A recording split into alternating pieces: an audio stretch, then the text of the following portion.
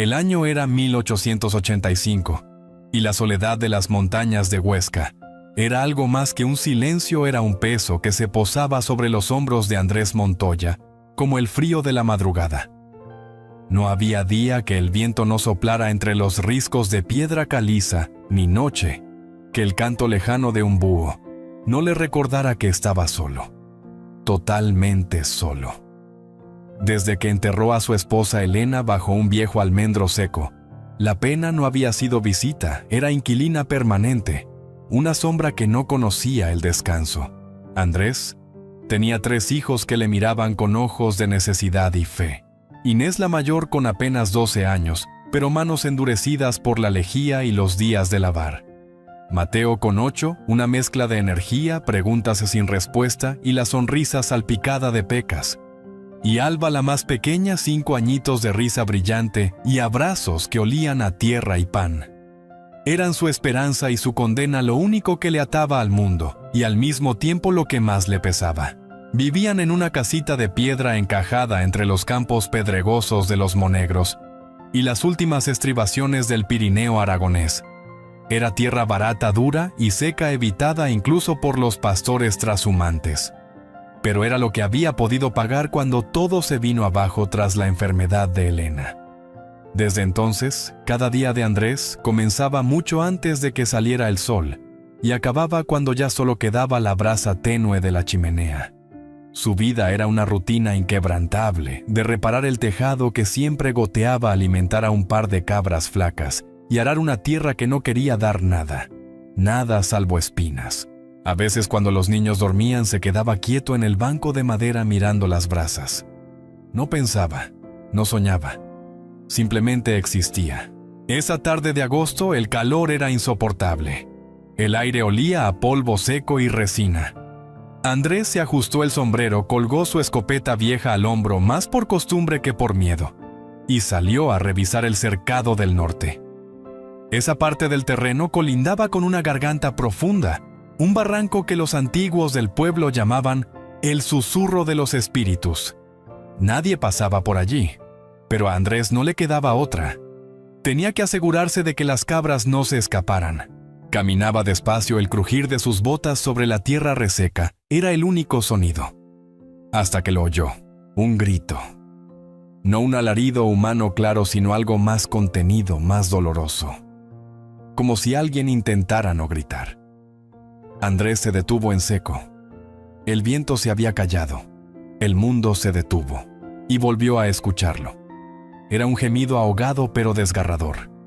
Venía del fondo del barranco. Apretó los dientes sintiendo que cada instinto le decía que diera la vuelta, que no era asunto suyo. Pero también sintió algo más. Una punzada, un eco lejano de humanidad, que aún no se le había muerto del todo. Bajó con cuidado la escopeta colgando flojamente a un lado.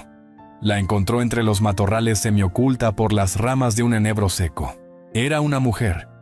Morena joven, de piel tostada y ojos cerrados por el dolor. Llevaba un vestido de piel decorado con cuentas y bordados. Su pierna derecha estaba atrapada en una trampa oxidada de cazador. Una de esas que ya nadie usaba y que nadie se molestó en recoger. Los dientes metálicos le habían mordido hasta el hueso. La sangre manchaba la tierra debajo como si la montaña misma estuviera sangrando con ella. Andrés se quedó inmóvil. En esa tierra, ayudar a alguien como ella, una mujer de los pueblos antiguos, de los que aún vivían aislados en las laderas del Pirineo, podía significar guerra, miedo, represalias. Pero entonces pensó en Alba, en Inés. Pensó en lo que les enseñaba. Y se preguntó si podría dormir tranquilo dejando a esa mujer morir. Se arrodilló a unos pasos de ella y levantó las manos despacio. «No voy a hacerte daño», dijo en voz baja, sabiendo que probablemente ella no entendería ni una palabra. Ella abrió los ojos. Eran oscuros y fieros. No pedían ayuda, no suplicaban, luchaban, a pesar del dolor.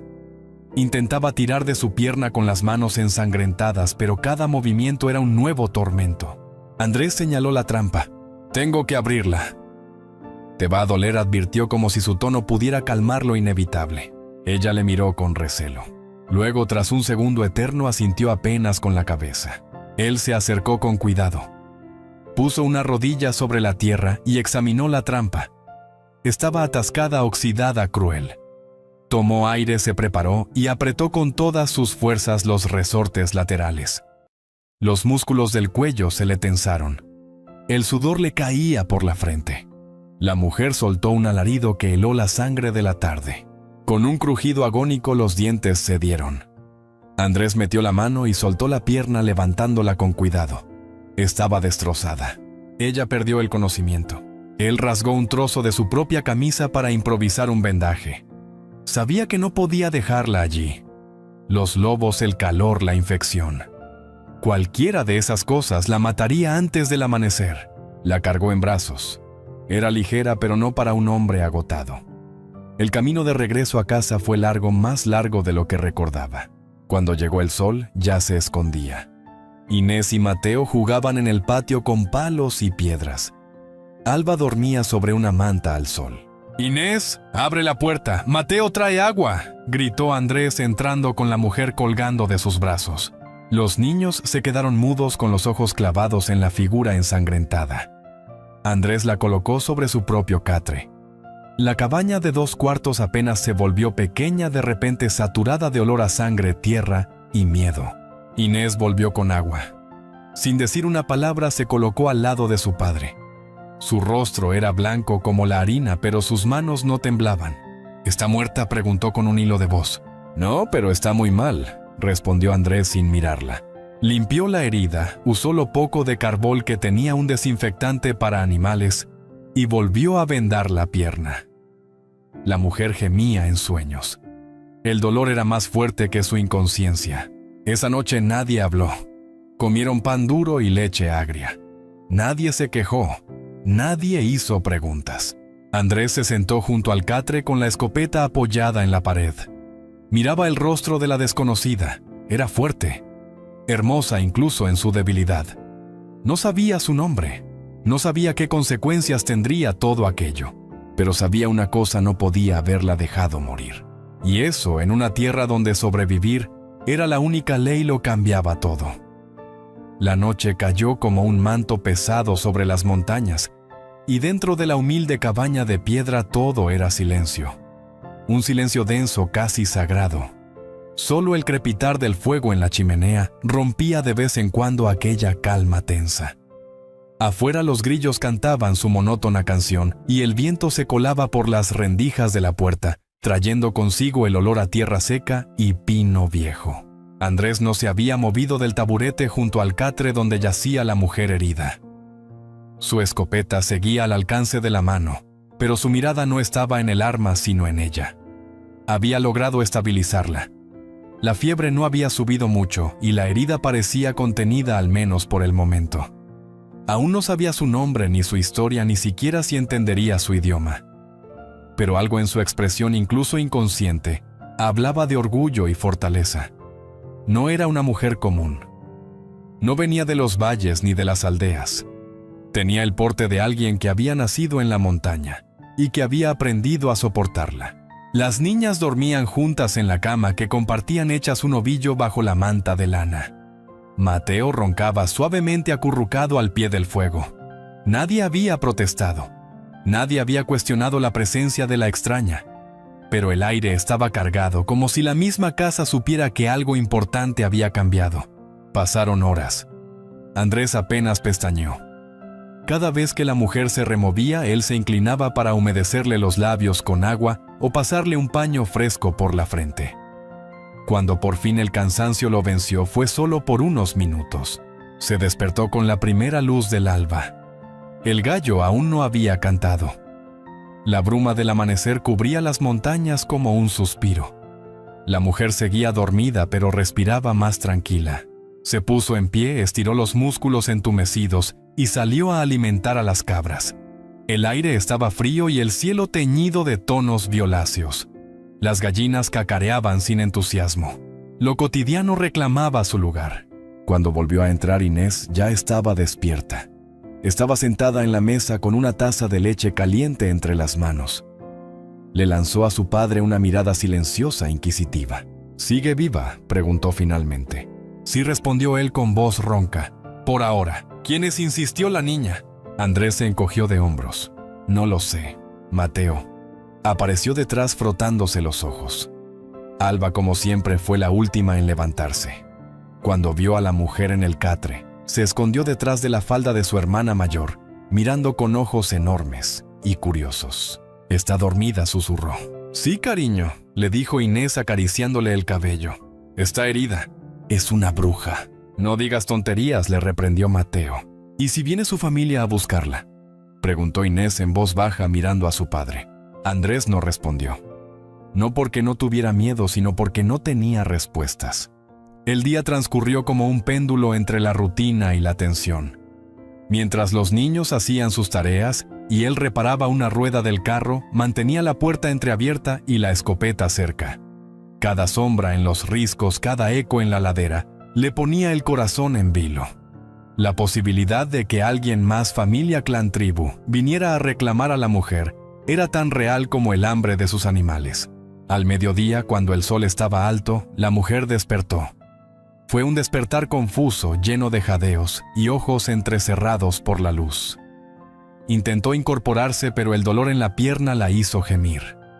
Andrés dejó todo y corrió a su lado. Le ofreció agua. Ella lo miró desconcertada. «Tranquila», le dijo con voz suave. «Estás a salvo». Ella bebió un sorbo observándolo.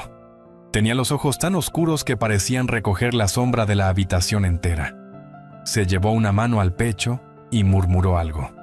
Era su nombre. Naira. Andrés se señaló a sí mismo. Andrés. Una pausa. Luego ella repitió el nombre con una entonación extraña, casi musical. Él asintió sonriendo levemente. Naira, repitió él como saboreando el sonido. En ese instante los ojos de la mujer se posaron en el rincón donde Alba jugaba con una muñeca de trapo.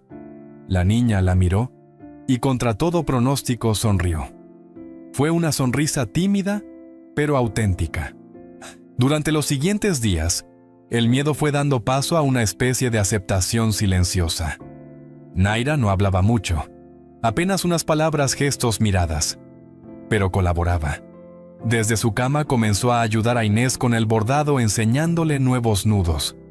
Le mostró a Mateo cómo hacer figuritas con ramas de olivo. Y Alba no se despegaba de su lado, como si hubiese adoptado a Naira como un nuevo cuento por descubrir. Andrés observaba. En las noches, cuando ya todos dormían, él se quedaba un rato más fingiendo leer, pero en realidad mirándola. No con deseo, no aún. Era otra cosa. Admiración, gratitud, misterio, pero también preocupación, porque sabía que en cualquier momento el destino tocaría a la puerta, y no con manos suaves. 3 días después ocurrió.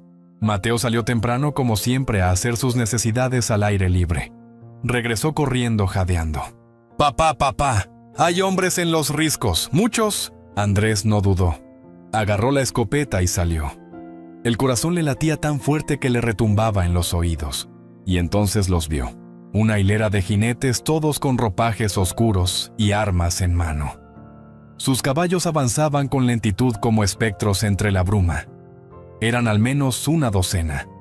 En cabeza un hombre mayor, con el rostro surcado por arrugas como la corteza de un olivo milenario. Llevaba una capa larga y un bastón adornado con plumas. No cabía duda, venían por Naira. Andrés tragó saliva. Entró a la casa y habló bajo pero firme. «Inés, llévate a tus hermanos al cuarto del fondo. No hagan ruido. Pase lo que pase, ¿de acuerdo?»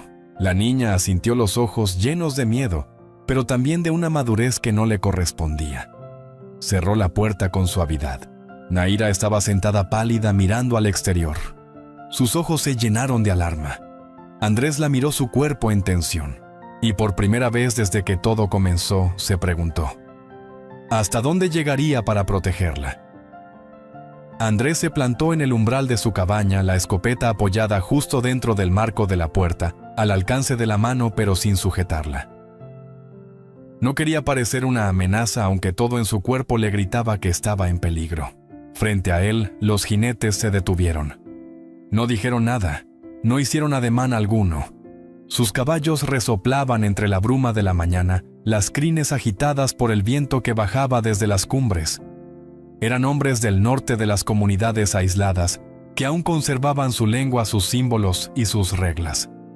Entre ellos había jóvenes con los rostros pintados, otros con collares de hueso y cobre, todos con los ojos clavados en él. El hombre mayor que iba en cabeza desmontó sin dejar de mirarlo. Su movimiento fue lento, solemne. Llevaba una manta a rayas sobre los hombros, los cabellos recogidos con una cinta de cuero, y la mirada de quien ha visto demasiadas estaciones pasar. Andrés tragó saliva. El anciano habló en su lengua una mezcla de sonidos guturales y ritmos pausados. Uno de los jinetes más joven tradujo al castellano con marcado acento. «Mi nombre es Eloy, soy padre de Naira». Andrés asintió sin moverse. «Ella está aquí. Está herida pero viva». El traductor repitió sus palabras. Eloy frunció el ceño como si buscara la verdad en el gesto más pequeño. Dio un paso más acercándose al porche. Andrés no retrocedió. «La encontramos siguiendo las huellas», continuó el traductor. «Vimos la trampa, vimos la sangre. Pensamos encontrar su cadáver». Un escalofrío recorrió la espalda de Andrés. Entendía lo que no se decía: si Naira hubiera muerto allí en medio del monte, ellos habrían culpado a cualquiera que viviera cerca, incluyéndolo a él. Habría sido una sentencia sin juicio. Eloy habló de nuevo, y esta vez la voz del traductor tembló un poco. «Venimos a tomar justicia, pero ella está viva y está en tu casa». Andrés se debatía entre el miedo y el orgullo. No podía defenderse si todo ese grupo decidía atacar, pero tampoco pensaba ceder terreno. En ese instante, la puerta a su espalda se abrió.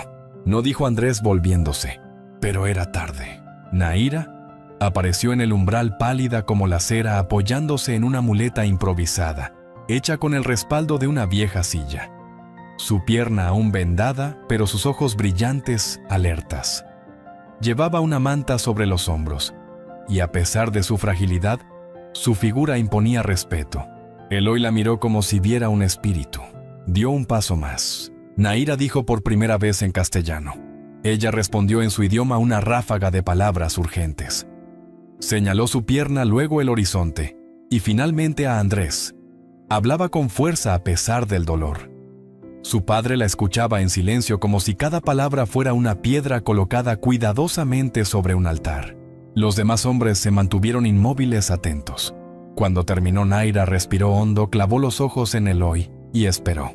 El anciano no respondió de inmediato. Se giró hacia Andrés, observándolo con detenimiento. Luego habló pausado. «Mi hija dice que le salvaste la vida. Dice que la sacaste del hierro, que la curaste, que no tuviste miedo». Andrés asintió una vez más. Eloy continuó. «Dice también que no la trataste como una carga ni como una amenaza. Que diste parte de ti mismo para salvarla». Los ojos del anciano se suavizaron apenas. «Nuestra ley dice que quien salva una vida merece protección y gratitud. Pero también dice que el vínculo creado no puede romperse sin pagar su precio». El traductor hizo una pausa. Andrés no entendía del todo. ¿Era una advertencia? ¿Un agradecimiento? «Mi hija no puede regresar ahora. Su pierna aún está débil. El viaje es largo y el invierno se acerca. Necesita quedarse aquí». Andrés miró a Naira. Ella no dijo nada, pero su expresión era clara. No estaba pidiendo permiso. Estaba tomando una decisión.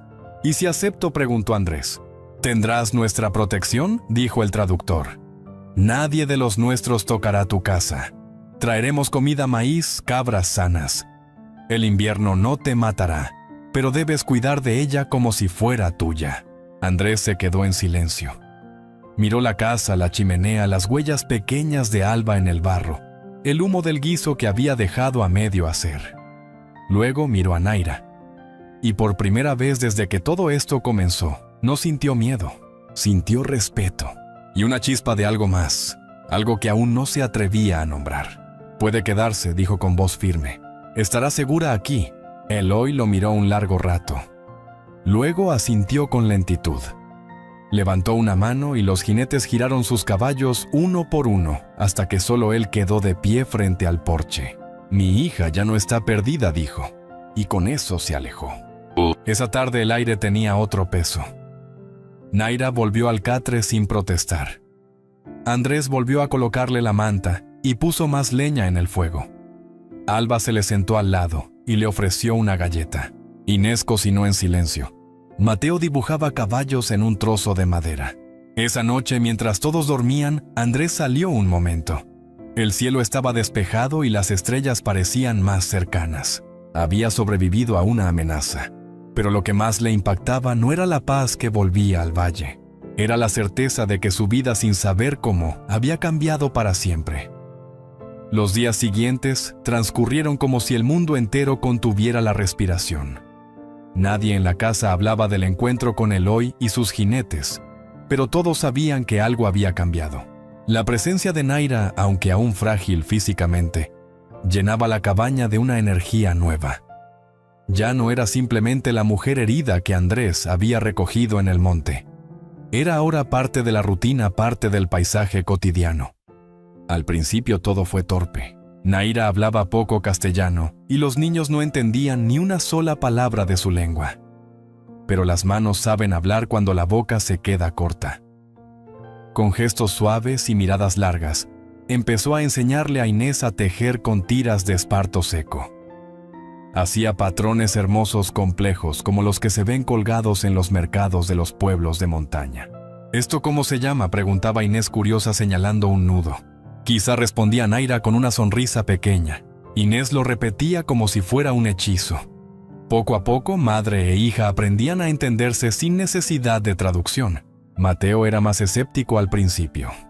Observaba desde la distancia, pero un día, al verla trenzar una cuerda de cuero con una destreza hipnótica, se acercó y preguntó: ¿Eso aguanta peso? Naira alzó una ceja, le entregó la cuerda y señaló una piedra. Mateo la ató a una rama y probó. Funcionaba. Desde ese día, el niño pasó horas a su lado aprendiendo a hacer trampas, pequeñas figuras con huesos de ave, y a silbar como los pájaros. Empezaba a reírse de nuevo. Alba, por su parte, ya se había rendido desde el primer momento. Se sentaba a los pies de Naira como si fuera una estatua mágica, escuchando sus cuentos narrados con palabras que no entendía, pero con gestos tan vivos que parecían cobrar forma en el aire. Cuando Naira hablaba de la luna y el zorro de la montaña que canta de las estrellas bailarinas, los ojos de Alba brillaban como si el mundo hubiera cambiado de color. Andrés observaba desde la distancia. Durante años, su vida había sido una rutina silenciosa: reparar, alimentar, proteger. Pero desde que Naira había cruzado el umbral de su casa, ese silencio ya no era el mismo.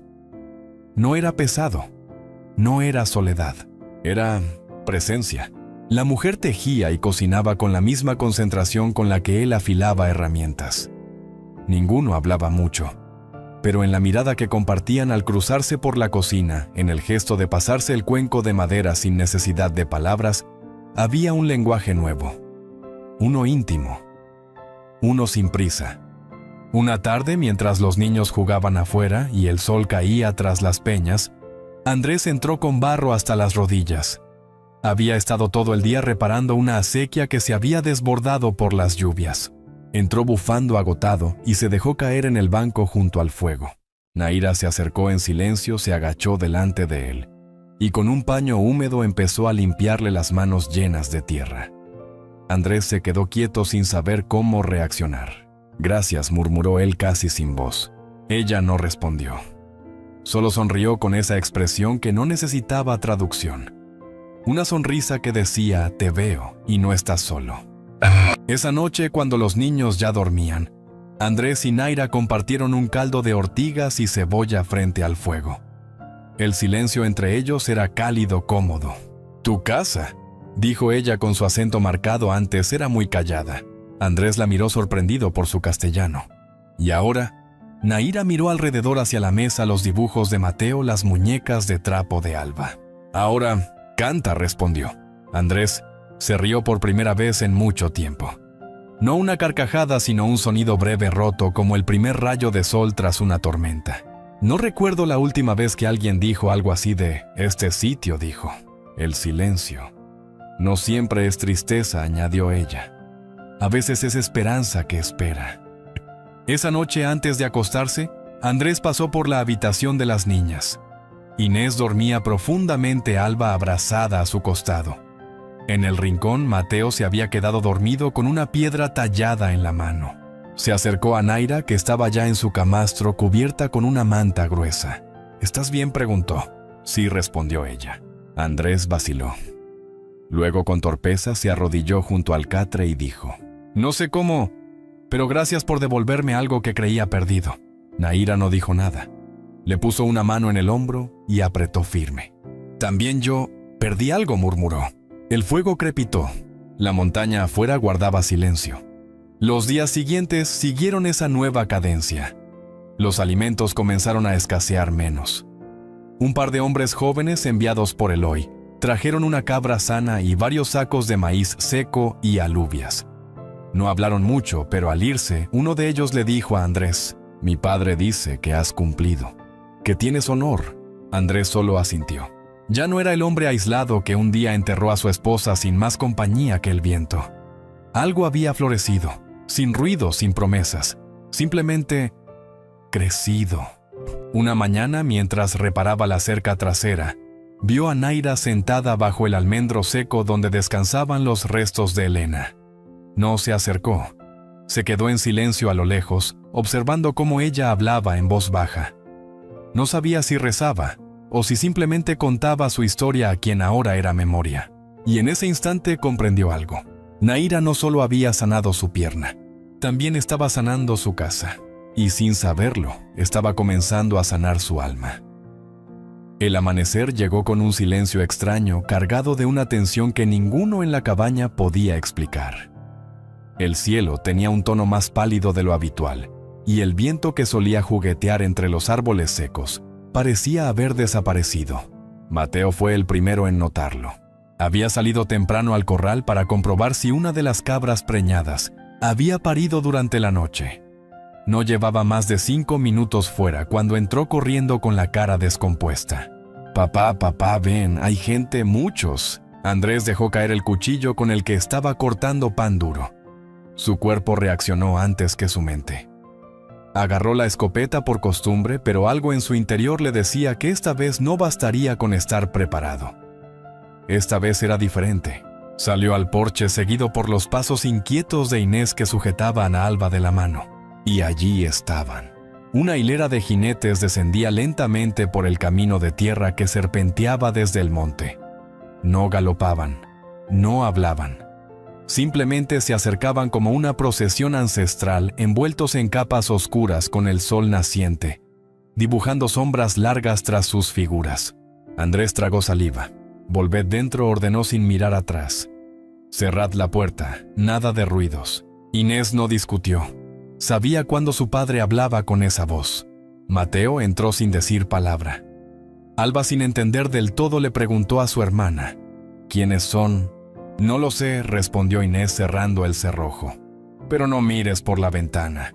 Andrés permaneció solo en el porche de pie, con la escopeta aún descargada colgada al hombro. El polvo que levantaban los cascos de los caballos se pegaba al aire como una amenaza muda. Al frente de la comitiva venía un hombre que reconoció de inmediato: Eloy, el padre de Naira. Pero esta vez no venía con solo unos pocos. Traía al menos 20 jinetes, todos armados. Algunos llevaban lanzas, otros rifles. Los rostros pintados con símbolos que Andrés no entendía, pero que no necesitaban traducción. Era un mensaje claro: venimos a decidir. Los caballos se detuvieron justo más allá de la cerca. Nadie cruzó. Nadie habló. Andrés alzó la vista. Miró directamente a Eloy. El anciano bajó de su caballo con una agilidad que no correspondía a sus años. Se acercó lentamente sin decir palabra y paró justo a 1 metro del porche. ¿Está viva?, preguntó en un castellano pausado pero claro. Andrés asintió. Está dentro. Su pierna mejora. Eloy observó la casa en silencio.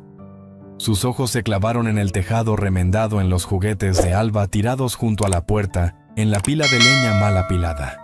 Todo hablaba de pobreza, pero también de esfuerzo. Quiero verla, dijo finalmente. Andrés dudó un segundo. Luego se giró y empujó la puerta. Naira llamó con voz firme pero serena. Tu padre ha venido. La respuesta no tardó. Desde la penumbra del interior, Naira apareció apoyada en su muleta de madera. Llevaba un chal de lana sobre los hombros y su expresión era tranquila pero decidida. No había temor en su mirada, solo certeza. Eloy la observó en silencio largo. Fue un silencio denso, lleno de significado de todo lo que no se puede decir con palabras. Luego, cuando por fin habló, lo hizo en su lengua. Sus frases eran graves, profundas como un canto triste. Naira respondió, también en su idioma. Sus palabras salían firmes, sin temblor. Le habló de la trampa, del rescate, del cuidado. Señaló la pierna vendada, luego a los niños que miraban desde el fondo de la casa, y finalmente a Andrés. Todos en la cabaña contenían la respiración.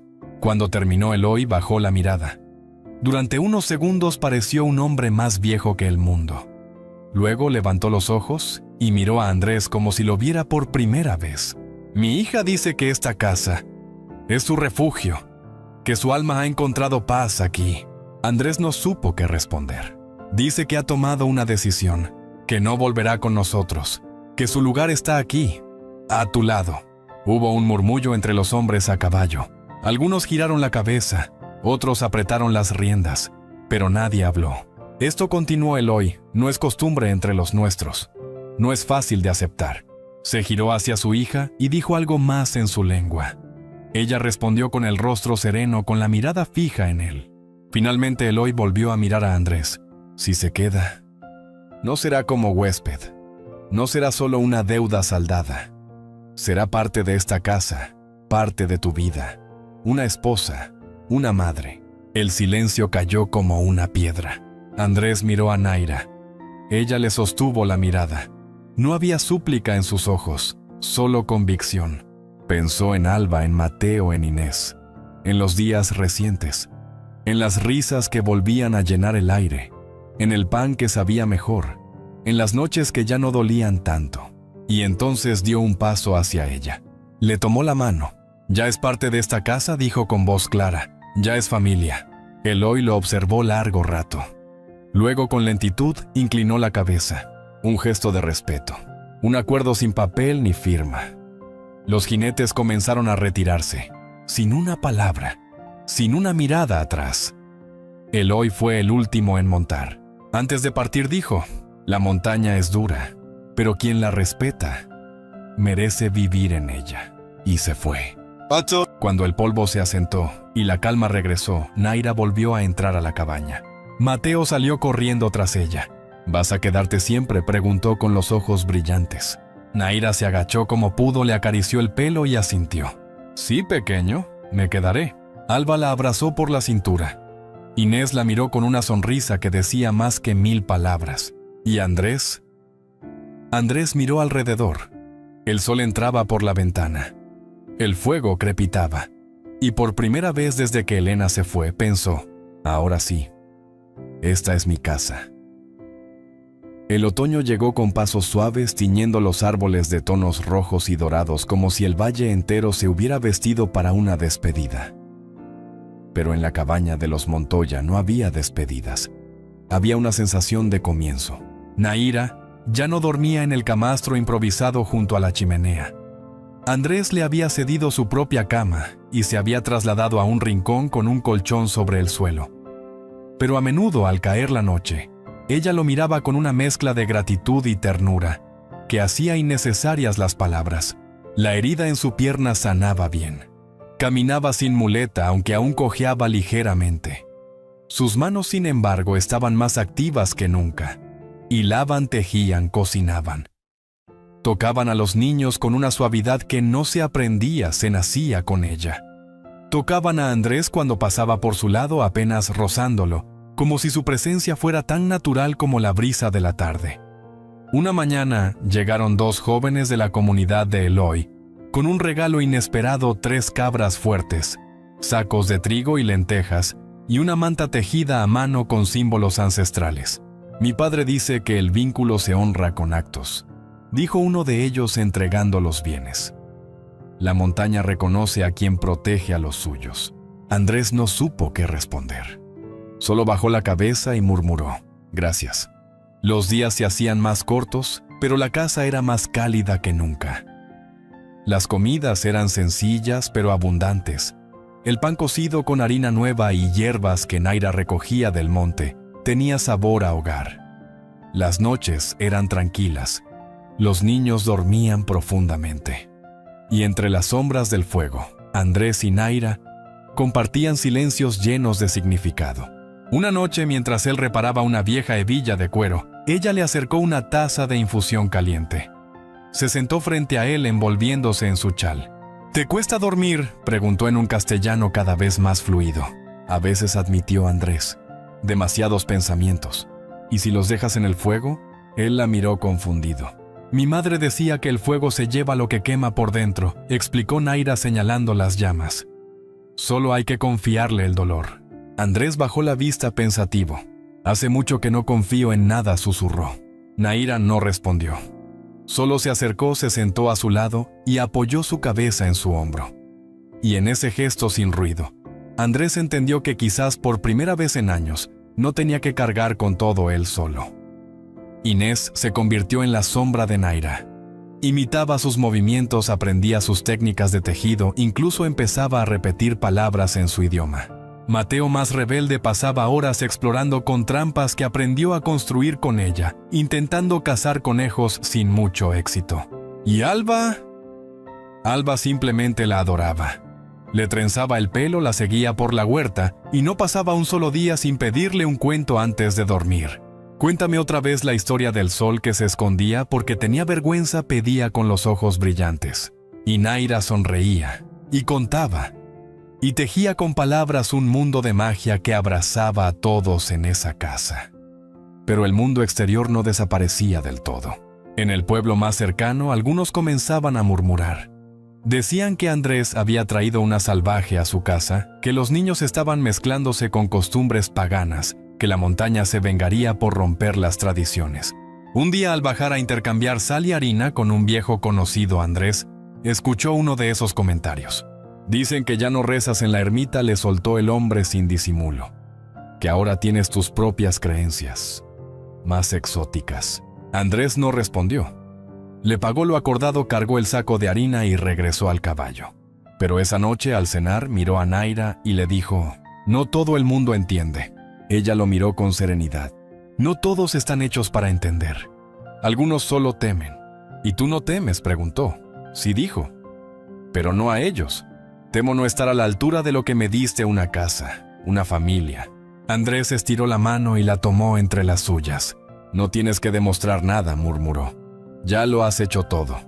El invierno finalmente llegó. Pero no fue un enemigo. Las paredes aguantaron. Las provisiones alcanzaron. Las risas seguían flotando entre las vigas del techo, como si fueran pájaros que ya no emigraban. Una noche de diciembre, mientras la nieve caía silenciosa, Inés se acercó a su padre con algo en la mano, una figura de arcilla pequeña, tosca, con dos siluetas de pie juntas. La hice con Naira, dijo. Somos tú y ella. Andrés sintió un nudo en la garganta. Acarició la figura con los dedos ásperos y, sin saber qué decir, abrazó a su hija. Gracias. Antes de dormir, como cada noche, Alba corrió hacia Naira con una pregunta inocente. ¿Tú eres mi nueva mamá? El silencio se volvió espeso. Naira la miró con los ojos húmedos. Luego la tomó en brazos, la acunó contra su pecho y respondió.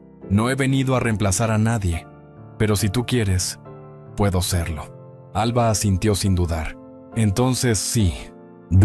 Esa noche, mientras el viento acariciaba los cristales y el fuego dibujaba sombras cálidas, Andrés miró a Naira acostada junto a Alba. Su rostro tranquilo, su respiración pausada, su corazón lleno, y entendió que el invierno había llegado, sí, pero no solo. Había llegado acompañado de calor, de compañía, de hogar. La primavera llegó sin anuncio, como una sorpresa tierna después de un invierno largo y silencioso. La nieve se retiró de los caminos como si pidiera disculpas, y los almendros viejos y retorcidos estallaron en flores blancas como copos invertidos cayendo desde las ramas hacia el cielo. En la casa de los Montoya, la vida seguía su curso con una calma nueva. Los días eran más largos, los niños salían a jugar hasta que el sol desaparecía por completo, y Andrés se sorprendía a sí mismo sonriendo más de lo que recordaba posible. Naira caminaba casi sin cojear. La cicatriz en su pierna aún era visible, pero no parecía limitarla. Sin embargo, había otra herida más profunda, más difícil de cerrar. Una que no sangraba, pero que dolía igual. Todo empezó con una carta. Andrés la encontró en el buzón de madera frente al camino, el mismo que casi nadie usaba. La letra era apretada, formal. El remitente don Bartolomé Ruiz, alcalde del municipio de Lierta. Decía en resumen que ciudadanos preocupados habían solicitado una revisión de la situación particular y no registrada de la mujer que vivía en la propiedad de los Montoya. Más abajo, con una cortesía helada, añadía que se requería la presencia de Andrés en el ayuntamiento para aclarar ciertos aspectos relativos a la convivencia y legalidad de la misma. Andrés dobló la carta sin decir una palabra. La guardó en el bolsillo, caminó de regreso a casa con los pasos más pesados que en todo el invierno. Esa noche, mientras los niños dormían y Naira remendaba una camisa junto al fuego, Andrés se sentó a su lado y le tendió la carta sin decir nada. Ella la tomó. No entendía cada palabra, pero entendía el tono. Lo sintió en el temblor del papel, en la frialdad de las frases. Miró a Andrés esperando. «No les gusta que vivas aquí», dijo él finalmente. «No entienden, no quieren entender». Naira guardó silencio por un momento largo. Luego asintió. «Nunca les gustó lo diferente», murmuró. «En ningún lado. ¿Quieres que te lleve de vuelta con los tuyos?» La pregunta quedó suspendida en el aire como una cuerda tensa entre dos precipicios.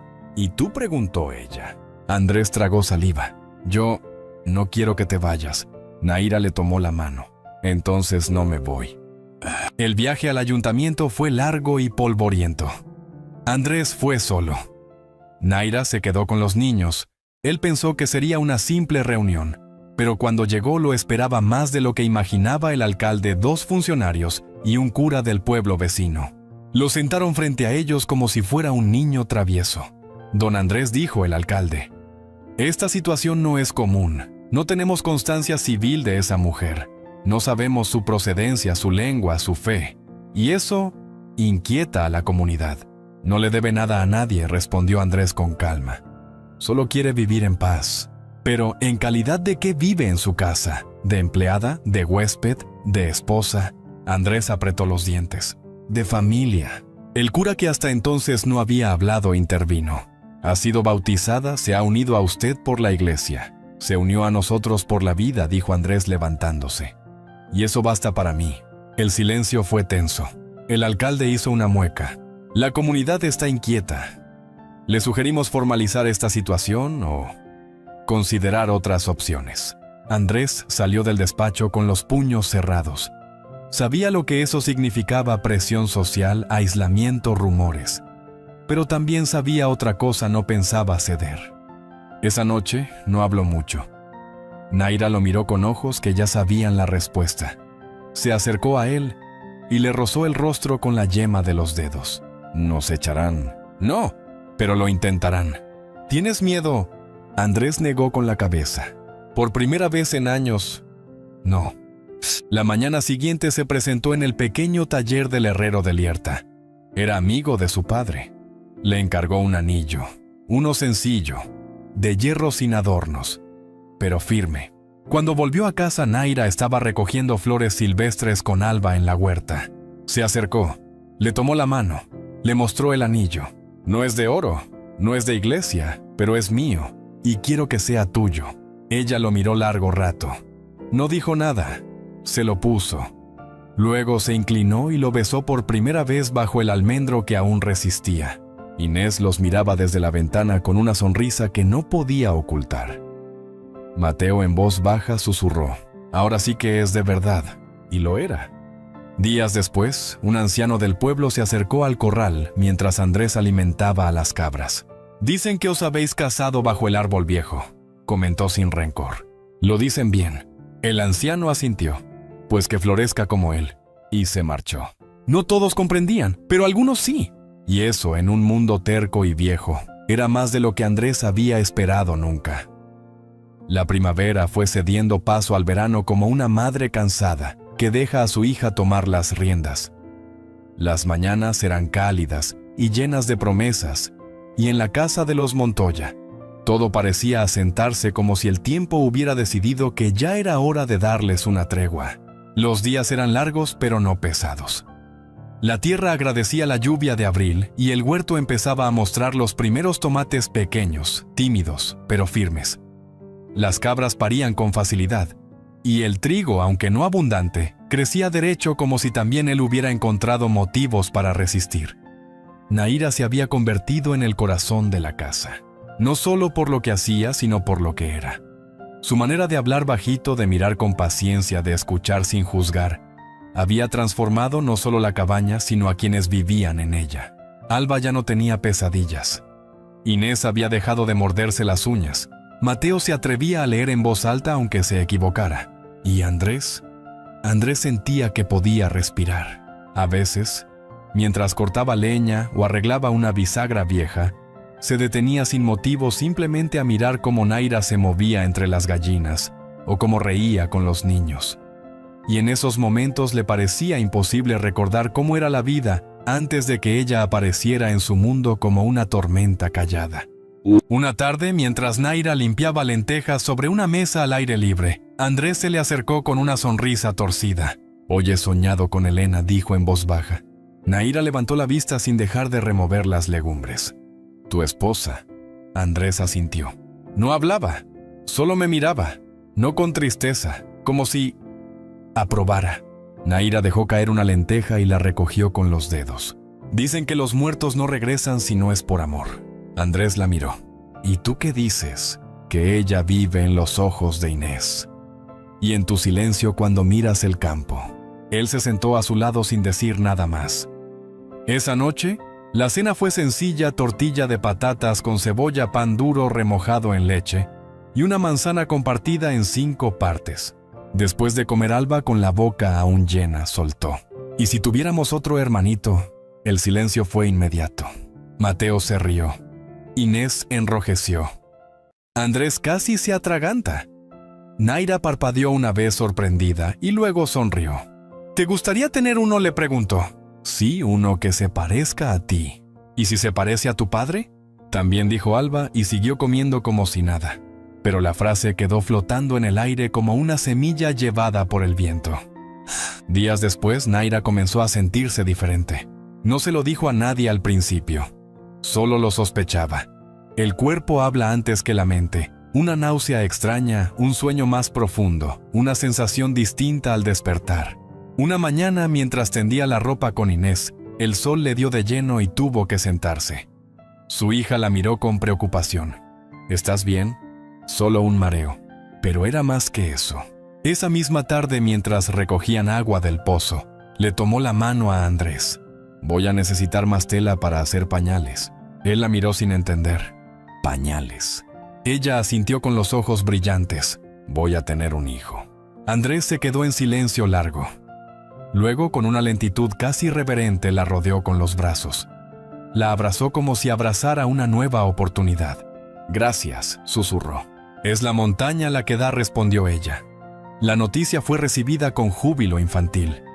Mateo hizo una lista de posibles nombres, la mayoría inspirados en animales del monte. Inés empezó a coser una manta pequeña con ayuda de Nahira. Alba simplemente se dormía cada noche con la mano en el vientre de su madre. La vida florecía. Pero no todos lo celebraban. Una mañana, al ir al molino, Andrés encontró escrito en una piedra cerca del camino: «Traidor a los tuyos». No era la primera señal. Desde que se supo que Nahira vivía con él como esposa, habían llegado miradas torcidas, saludos evitados, frases sueltas, pero ahora había palabras. Palabras talladas con rabia. Andrés no las borró. Las miró, las tocó y luego volvió a casa. No dijo nada. Esa noche, mientras acariciaba el pelo de Inés y Alba dormidas, se prometió algo: nunca más permitiría que el miedo decidiera por él. Una semana después, Eloy apareció sin aviso. Venía solo a pie con una manta al hombro y una expresión que Andrés ya conocía, mezcla de orgullo, preocupación y algo más.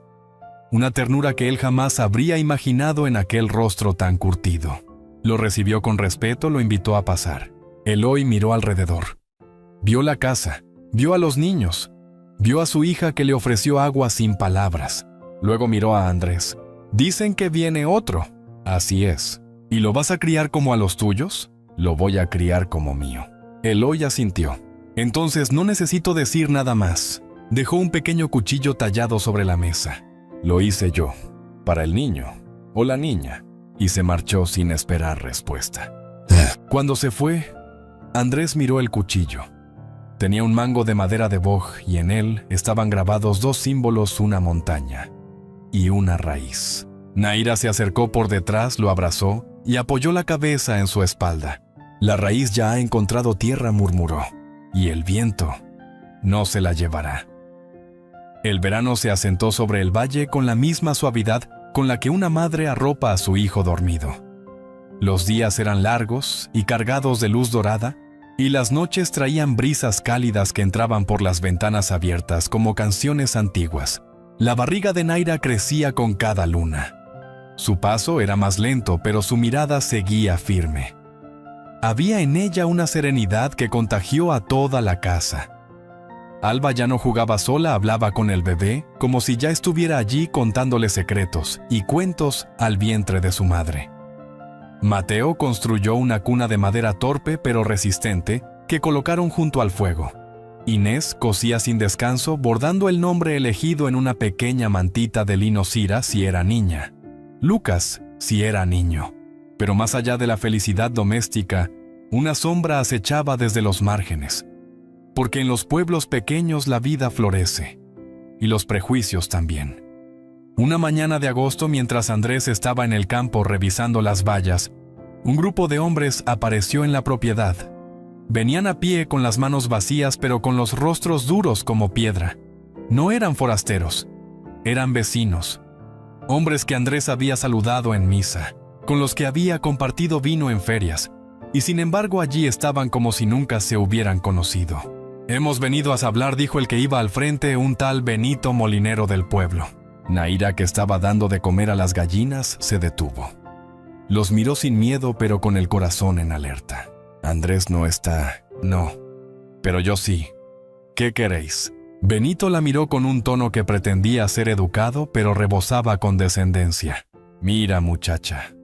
No es personal. Pero aquí las cosas siempre se han hecho de una manera. Y lo vuestro no es normal, ni legal». «¿Qué es lo que no es legal?», preguntó Naira sin apartarse ni un paso. «¿Que una mujer como tú, sin papeles, sin bautizo, sin apellido, críe a niños cristianos como si fueran suyos? ¿Que tengas la barriga llena sin haber pasado por la iglesia? Eso no está bien visto, no aquí». Naira sostuvo la mirada. No gritó, no respondió con rabia. Solo dijo, «Entonces mirad a otra parte», y volvió a entrar en la casa. Cuando Andrés regresó ya lo sabía. Naira no le ocultaba nada. «¿Quieren que me vaya?», dijo ella mientras pelaba patatas. «¿No te vas a ir?», respondió él clavando la azada en la tierra. «Lo sé, pero van a insistir». Esa noche los niños notaron la tensión. La cena fue silenciosa. Mateo preguntó si había problemas. Alba, abrazada al vientre de Naira, susurró, «No quiero que nadie nos quite a mi hermanito». Naira la besó en la frente. «Nadie lo hará, mi vida». 2 días después, el alcalde de Lierta convocó a Andrés a una reunión comunitaria. Ya sabía de qué se trataba, y sin embargo fue, porque sabía que quedarse callado era permitir que otros hablaran por él. La reunión fue en el salón parroquial. Unas 20 personas, hombres y mujeres, algunos con rostros hostiles, otros con gestos incómodos, y unos pocos los menos que bajaban la mirada avergonzados. El alcalde carraspeó. «Don Andrés, su situación ha generado divisiones. Algunos piensan que está rompiendo las normas de convivencia. Otros, que cada uno en su casa hace lo que quiere. Pero estamos aquí para buscar una solución pacífica». Andrés lo interrumpió. «Yo ya tengo una solución, y es esta: nadie entra en mi casa si no es bienvenido. Nadie decide por mi familia. Y quien no lo entienda, que mire hacia otro lado». Una mujer mayor, la panadera, se levantó. Pero esa mujer no es de los nuestros. Andrés la miró fijo. Esa mujer es más nuestra que muchos de los que están aquí. Cuida de mis hijos como si fueran suyos. Trabaja más que nadie. Y va a traer una nueva vida a este mundo sin pedirle permiso a nadie. Silencio. El cura sentado en una esquina dijo finalmente: el niño nacerá bajo este techo. Y eso es lo único que debería importar. Andrés salió del salón sin esperar aplausos, pero tampoco hubo gritos. A veces la firmeza calla más que 1000 palabras. El parto llegó en una madrugada de septiembre.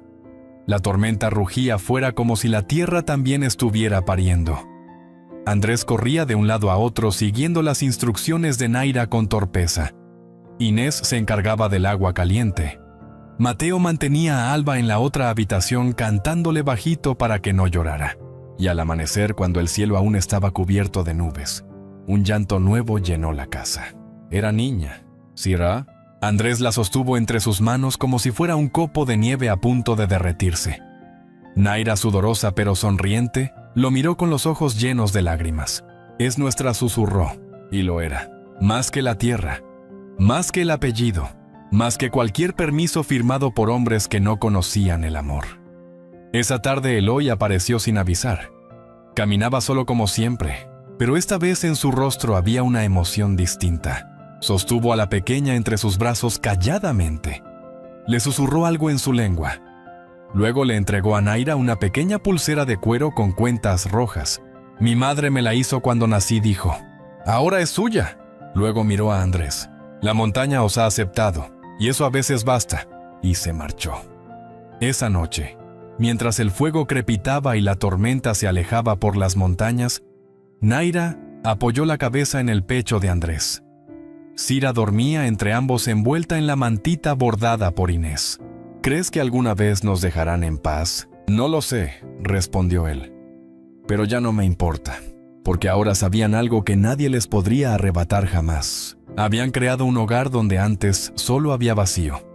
Pasaron los meses como pasa el viento por los campos sin ruido, pero dejando huella. Sira creció fuerte con ojos oscuros como la tierra mojada y una risa que sonaba como campanas pequeñas. Inés se convirtió en su segunda madre, Mateo en su defensor incansable y Alba en su sombra alegre. Andrés la llevaba al huerto en una cesta de mimbre mientras recogía tomates maduros o vigilaba las cabras. Naira la arrullaba cada tarde bajo el almendro viejo contándole historias en su lengua con ese tono suave que convertía las palabras en canciones. La cabaña, antes silenciosa y triste, era ahora un hogar lleno de pasos, voces, risas y olor a pan recién hecho. El mundo seguía allá afuera con sus normas, sus papeles, sus prejuicios, pero ya no pesaban igual. Porque dentro de esas 4 paredes lo que importaba era otra cosa, el amor cotidiano ese, que se demuestra pelando patatas, cuidando fiebre, arreglando la valla rota o abrazando sin preguntar. Un día de primavera, mientras Naira recogía flores silvestres, Sira dio sus primeros pasos en el patio. Inés gritó emocionada. Andrés, que estaba afilando una herramienta, dejó todo y corrió. Alba aplaudía como si fuera una fiesta y Mateo la alzó por los aires riendo. «Ya caminas, bichito». Naira la levantó, la besó en la frente y dijo: «Eres la raíz de todo esto». Andrés la miró y por un instante recordó el día que la encontró en aquel barranco. Aquel día en que no sabía si ayudarla significaría su fin. Ahora entendía que fue su principio. Ese verano construyeron un pequeño cobertizo junto al huerto. Allí Naira guardaba sus tintes naturales, sus hilos, sus trenzados de esparto. Pronto empezaron a venir mujeres del pueblo a aprender. Al principio con curiosidad, luego con respeto. «Nunca pensé que diría esto», dijo una de ellas un día, «pero tú haces que la tierra parezca más nuestra». Naira sonrió sin orgullo. «No es mía ni vuestra, solo nos deja estar». Andrés, por su parte, fue elegido para representar al valle en una feria agrícola regional. No por política, por respeto. Porque sus cabras daban leche abundante. Porque su trigo salía limpio. Porque su nombre ya no era motivo de cuchicheos, sino de ejemplo. «Tú no cambiaste a la gente», le dijo Naira una noche. Les mostraste que era posible mirar diferente. Un domingo por la tarde, mientras merendaban al aire libre bajo la sombra de un nogal, Mateo preguntó: «Papá, ¿te acuerdas de mamá Elena?» El silencio fue suave. Andrés asintió. «Todos los días. ¿Crees que estaría contenta?» Andrés miró a Naira, que le sostenía la mirada con ternura. «Creo que sí, que sonríe cada vez que oye nuestras risas». Los años siguieron su curso. Cira empezó a correr por los caminos, los cabellos al viento, como si fuera parte del paisaje. Inés se fue a estudiar a la ciudad. Mateo ayudaba a Andrés en el campo. Alba quería ser maestra como la nueva profesora que había llegado desde Zaragoza. Naira y Andrés, con más canas y menos prisa, seguían caminando cada noche hasta el almendro viejo ese que lo había visto todo desde el dolor hasta el renacer. Una tarde, bajo sus ramas, Naira le dijo: «Cuando era niña, soñaba con vivir en una casa donde pudiera escuchar pájaros al amanecer». «¿Y los escuchas ahora?». «Sí», dijo, «porque ya no tengo miedo a que se vayan». Y así, sin grandes gestos ni promesas eternas, se cerró un ciclo que no buscaba perfección, sino paz. No había finales felices como en los cuentos, sino una felicidad sencilla, real, ganada con esfuerzo y cariño. Porque a veces lo extraordinario no está en lo épico, sino en lo cotidiano. En rescatar a alguien que no esperabas. En abrir tu puerta aunque tiemble la mano. En criar una familia con quien el mundo no entiende. En amar sin pedir permiso. Ahora, querido lector o lectora que has llegado hasta aquí, ¿crees que la compasión puede cambiar el rumbo de una vida? ¿Aceptarías en tu hogar a quien todos señalan como diferente? ¿Y tú? ¿Serías capaz de construir tu propia familia desafiando lo que la sociedad dicta? Tal vez como Andrés y Naira, tú también guardas dentro de ti una historia por escribir, una semilla por plantar, una raíz por dejar crecer, porque donde hay raíz, puede haber hogar.